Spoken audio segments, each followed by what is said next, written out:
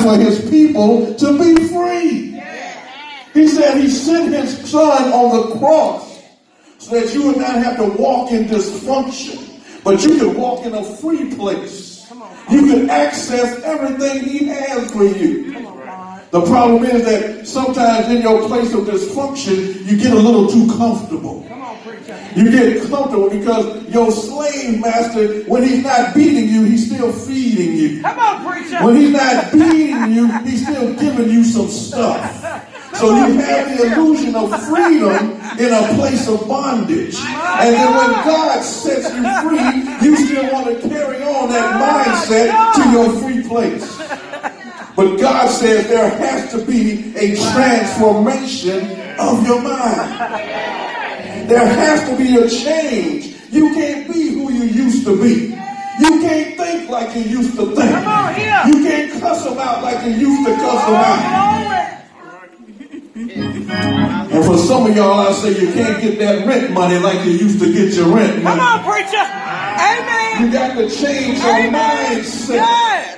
You got to transform from the place of enslavement so you can truly be free.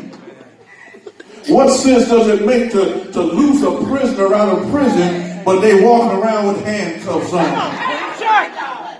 What kind of task can you perform with handcuffs on? And I have to ask the saints, what can you do for God living in a mindset of bondage? What can you do for yourself?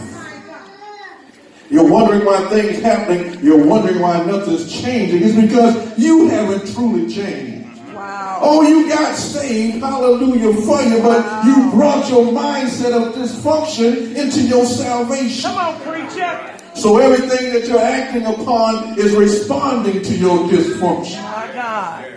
But God says there has to be a change. Because God is looking for a people that are ready to put a boundary between their place of exile and their land of freedom. He's looking for a people that are ready to drown their past in the Red Sea like his children did, destroying the enemy behind them and moving on. Yes. One thing I can say about the children of Egypt, they were blessed on their journey. More blessed than they realized. And unfortunately, some of us are more blessed than we realize. And the problem is that when you get ready to come out of your bondage, sometimes God is going to meet you with some adversity. Come on. Because what he has to do now that he's gotten you free, he's got to put you in a place that stirs you up to be different than what you were before. And in order to be different, it means now your faith has to elevate to another level. But see, what the matter is with some of us, we're in a free place, but we're still responding out of a mindset of bondage. That's why we complain all the time. That's why we don't want to be obedient all the time. That's why we're afraid to truly change who we had become. And that's what it's really all about. You changing who you were to become who God created you to be. Yes. Don't forget that in your place of enslavement, that was not you. You were not created to be a slave of the enemy. You were created to be a free child of God, responding to the mind of God, getting the blessings of God, walking in the authority of God. You have to ask yourself, where am I and how did I allow myself to get into this place? How did I allow myself to become so dysfunctional in this walk of life? Who has tricked me into this mindset? Who has tricked me into becoming something I was never created to be? And why am I holding on to it now that I'm free? Wow. I can tell some of you why you're holding on to it, because when you were in bondage, the devil was nice to you. He was sweet to you, so he made you comfortable in your place of bondage. He gave you nice stuff, made you feel good about yourself. But let me tell you something. Anything that you acquire and attain in the land of bondage can never truly be yours. It will always belong to the master of your slavery.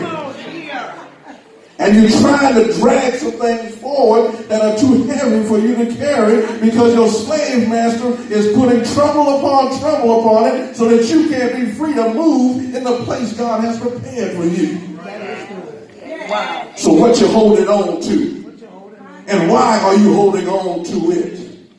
It might not be a house. It might not be a car. It might be that stink attitude that you picked up in your place of bondage. Come on, preacher. It might be that bully attitude you had in a place of bondage. But why are you holding on to it? Because you were a comfortable bully.